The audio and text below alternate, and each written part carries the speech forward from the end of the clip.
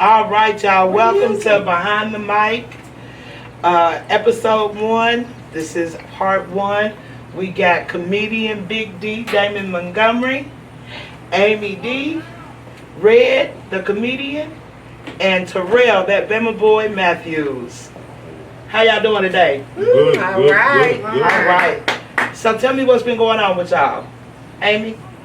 Just finished the Indianapolis funniest contest. Uh-huh. It was really fun. And I got to see all my friends win. Awesome. Awesome. Now, how did you feel about doing a contest like that? Because that could be nerve-wracking. That would probably, my nerves ain't right. I just know going in I'm not going to win. When you have that kind of yeah, you have that kind of confidence, and so you just know. So it kind of takes the pressure off. Fuck it, let's go have fun. Yeah. All right. Works for me. Okay, Terrell, what's been going on, brother? Just working, I grinding, know that's right. trying to get better. I done seen you on more flyers than the pizza man. Hey, you know, Doing your thing. I'm trying. I'm really Now, trying. did you do the Bob Sumner audition? No, I did. When I seen who was on there, I was like Amy said, there's no chance in hell. Bob is gonna, see this talent and recognize it for what it is. Okay. But you know what? I have to say, all 4 of y'all are funny as hell. I come to shows, I see y'all make my face light up, because I like to laugh. And y'all are all funny. I remember the first time I seen you, Red. When I tell you that shit was hilarious. Yeah. We were on the same show together, right? Right.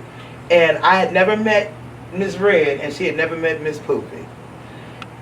She told me months later, I was like, so what was your first impression when you met me? She's like, oh, I didn't think he was funny. I didn't think he was going to be funny at all. Right. That's what she said. That's what she needed. But going forward, that's my dog. Started killing it. She started killing it. That's my dog. Right.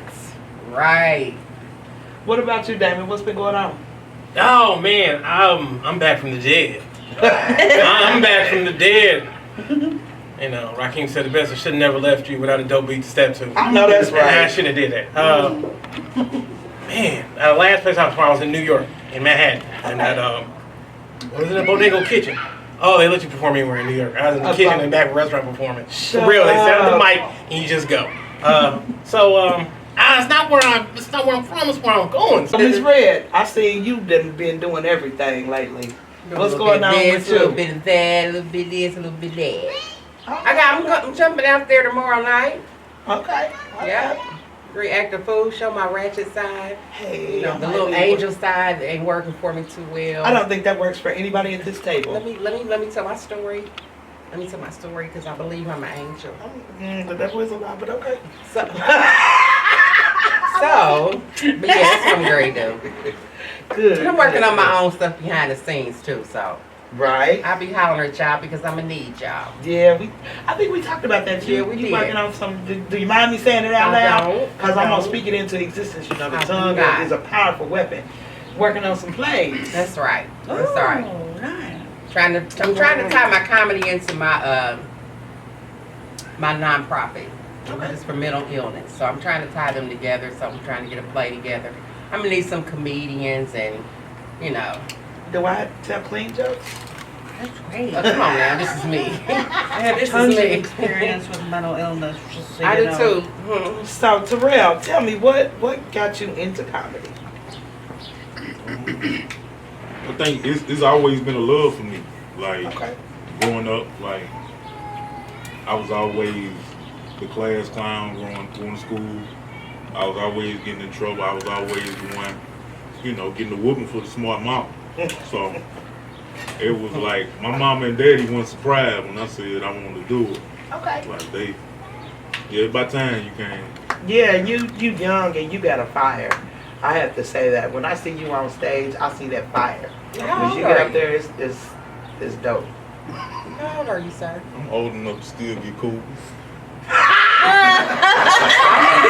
Cougars, but it's the Jaguars is where it's at. Cougars. A cat is one thing. Cougars is one thing. A cat is a cat. Jaguar, no, it's not. A cat is a cat. Is it? Yeah. Is it? Yeah. They all purr. Huh? They all purr the same That right. way. That right. Do they? Yeah. Why it's not coming up? Just like a nigga, shit don't want to get up when you need it to get up. Go figure. See, now you should have been recording now. There. You just have been messing with the wrong brothers. You look familiar than a mug. No, I know you. Y'all know, like this you? Okay. Whew. That was close. How y'all doing? Hey. So, yeah, so I just got broke up with, literally, I mean like 30 minutes ago in the car. I just got broke up with. But here's the good part about that. Nigga, you broke up with me and you're out of town. Let me tell you something.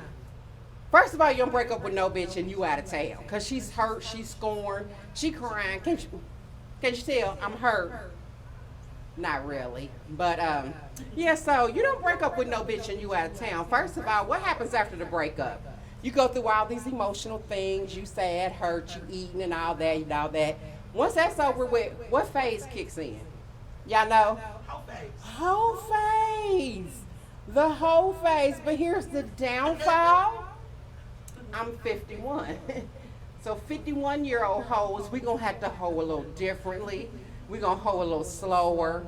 But what we not gonna do is hoe with somebody that don't know we hoes. You know what I'm saying? You think I'm gonna be your sugar mama or your cougar or something. No, nigga, I'm an old hoe. I'm gonna do old hoe shit. I'm going to old clubs where y'all remember White Castle on 38th Street? If that wasn't full of old hoes, I don't know what was. I was there. I was there because I had bills to pay. Yeah, and they look out for you. But yeah, so he just broke up with me. And I'm okay with that. You know, I've been broke up with, what's this, August? Probably about 4 times this year. One nigga 3 times and then one nigga 1 time. But so, that's okay. But that's what niggas do. But my girl Amy said something about her daddy was, what you call him, Amy? The Indian guy, your daddy. Amy! My Indian daddy? Yeah. What'd you call him? Oh, Chief fucking run? Chief fucking run. Okay. So actually you black, okay? You black because what we call them is nigga on the run. They don't want to take care of no babies. They don't want to do no shit like that. But I didn't want to take care of my kids either. I didn't really like my kids.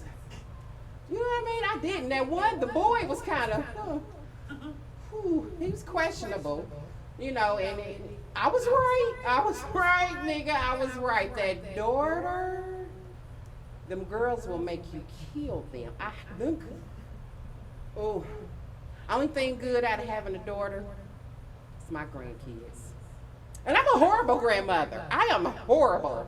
I don't feed them like I'm supposed to. You know, the young one had Doritos for breakfast. The other one had cupcakes for breakfast. I don't give a fuck. Just eat something. You know, so that you're not hungry, you're not in my face, because I need to be on social media. You know, I don't need you to be all in my face. But you know what? Speaking of grandbabies, I'm out of here, y'all. I got to go see mine, and I got to go find me another boyfriend, because I got broke up with. Peace. Go ahead, girl. See, that was easy.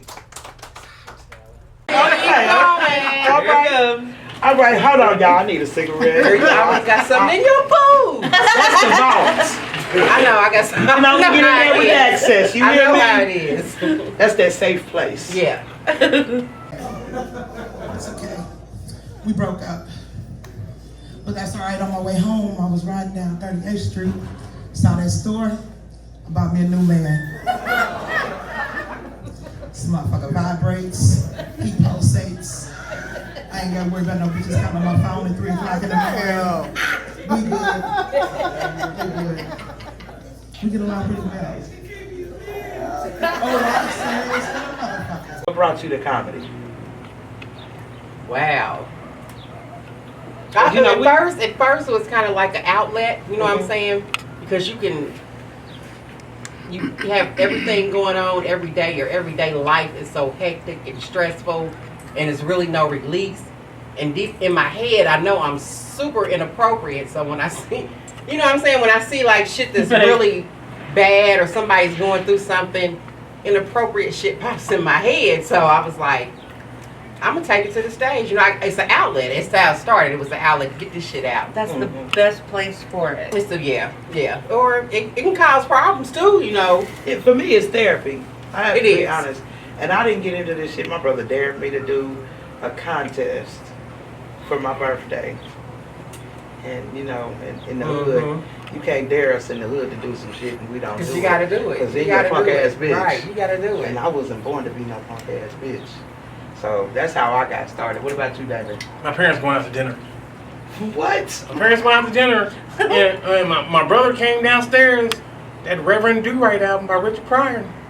You know, you listen to that, your parents gone. Listen to it, and oh my God, that just my eyes was just glistening. Can't wait to class tomorrow. Oh my goodness. I got beat by Friday, but still. So how long have you been doing it? Oh man, about 12, 13 years. Okay. So you probably are the veteran at the table. Amy, how long you been doing this? This is my 12th year. Oh wow! I might be the baby at the table. Nope, How you long gotta you be been big. doing it? How long COVID been out? Nah, I've been doing it about 2 years. Like, So Amy, what got you doing comedy? What got you doing comedy? Actually, my friends, I used to work at a radio station a long time ago in Alaska. Okay. And So I had you was a these DJ? friends, and they were like, "You're so funny, you should do this comedy festival that we have up there." And I was kind of nervous, but I always wanted to try it. Because when I was growing up, I mean, I loved Richard Pryor and George Carlin. And Yeah, I everybody. peeped the shirt. I loved it. Yeah, I mean, they were my heroes. And so I always loved comedy. And then when I did it, it was really fun and I did good. And I was like, cool, I think I'm going to keep trying this. And then I ended up moving to Indianapolis, where I'm here now. And it's been going really great. Awesome. I know we done did quite a few shows together. Yeah. Amy showed up every week in my open mics. Right. And she done been on the stage performing as a feature. It was so fun. And then I'm just going to throw him right here if that's cool. Oh, you a nerd, so that explains.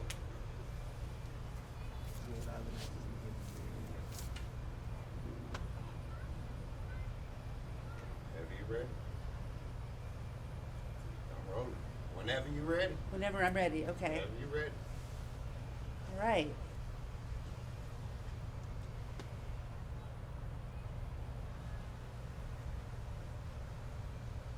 Okay, so how's it going, everybody? Good. Thank you. And you know what? I appreciate that because I am a little bit nervous. Because usually when I'm standing in front of this many people, they're all white and I'm in court. So when I say white people, I mean it in a good way. My mom is white. My dad's Native American. I never met him, but I heard stories. And I'm pretty sure that his tribal name was Chief Fucking Run. Wow. Now, normally I don't use words like that unless it's integral to the plot. But when you're part Irish and part Native, it means that going out can be dangerous. Because I have tendencies to want to drink like a frat boy. But I handle it like a 98-pound female freshman. And I'm not sure, but I think at one point I might have date raped myself. So I didn't get to learn too much about my Native heritage, but one thing I did learn is that I'm what's known in the Native community as an apple,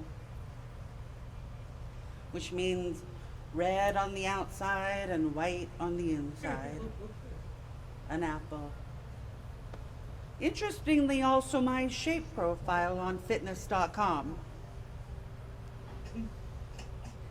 And don't get mad, Angelina Jolie is an apple too. We just express it differently. But I've had kind of a strange life. I got this tattoo to remind myself that suicide is never the answer. It got infected and it almost killed me. But despite being an apple, I've always been very interested in native cultures, or native, as my friend from the village likes to say. And he should know because he's the one who had to stop me from stealing the beer truck at the Dropkick Murphys concert. So sometimes you have to learn your limits with beer. It's tough with this DNA. But you stop seeing beer as your friend when you're being escorted to the drunk tank by a stern man in a uniform with a gun who definitely doesn't find you funny at all. But the final straw was when I ran out of beer money and I decided to become a kinky chat lady named Polka Hotness. Thank you very much, and don't forget, comedy is the answer. Woo! Woo!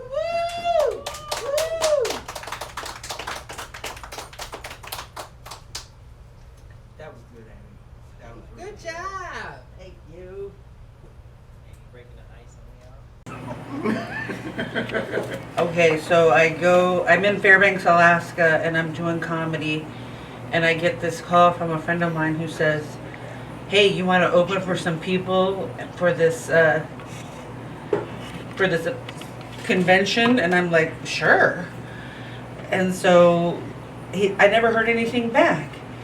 And then like half an hour before the show starts, I get a message that says, can you be here by 8 o'clock? And can you open for these two comics from the East Coast? And I'm like, sure. So I get there. I'm smoking joints the whole way.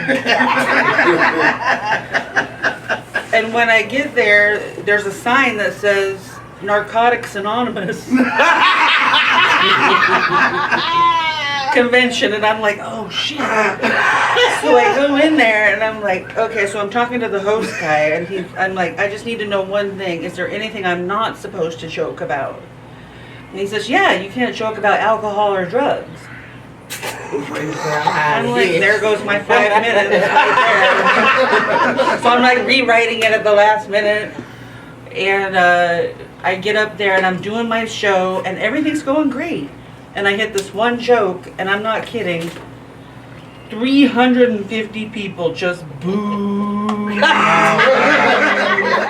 I mean, it was so bad that my hair was going back like this, like I could literally. All right, we're gonna take a question from our audience. Hello, everybody. So my question is, what, and this is not to any specific person, whoever wants to answer it. What is your goal with comedy, and how do you plan on getting there? You want the professional? I'm gonna start.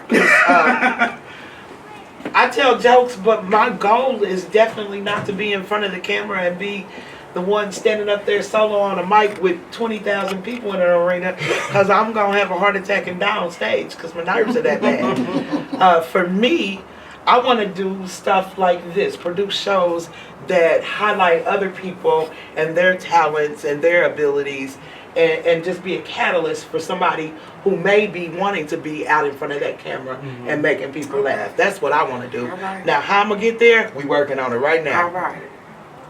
I feel like there's different roles and everything, and I feel like it's better understood when you know your role. Not everybody is a headliner. Not everybody is an opener. Not everybody is a feature. So even though you might do comedy, like Miss Pooley said, like she want to be behind the scenes. She want to, work in that area. For me personally, I want to be that headliner. It's just like with the dope game. The dope game used to be where you can make money off of it and survive and come up out the hood and all that other kind of stuff. But when you got your neighborhood next door neighbor, you know what I'm saying, who ain't gonna do shit, who ain't gonna pop shit, who ain't, scared, you gonna rob you, whatever. Now he wanna sell weed. That's you taking with away. Your money. That's fucking with the money. That's fucking, you know what I'm saying? That's I can that's respect fucking with that. the church money. Right. So, that's just like football. When everybody wanted to be a football player or everybody wanted to be a basketball player, you feel what I'm saying? You're not gonna do that if you're not in the gym you know what I'm saying, they're gonna take offense to that. You know what I'm saying? Right. Like when you got a baller who's a true baller, who goes in the gym, who works out, who up at 4 o'clock in the morning, running them laps, exercising, shooting them shots, shooting them free throws, but then you got you who think just because you at a Sunday pickup game, you feel what I'm saying?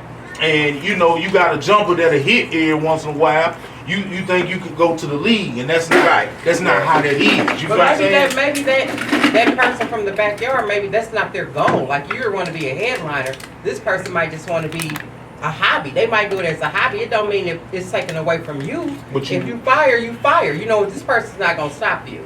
But it's watering down the game. It's not watering down the game. I don't It's not watering down the game. I don't agree with that.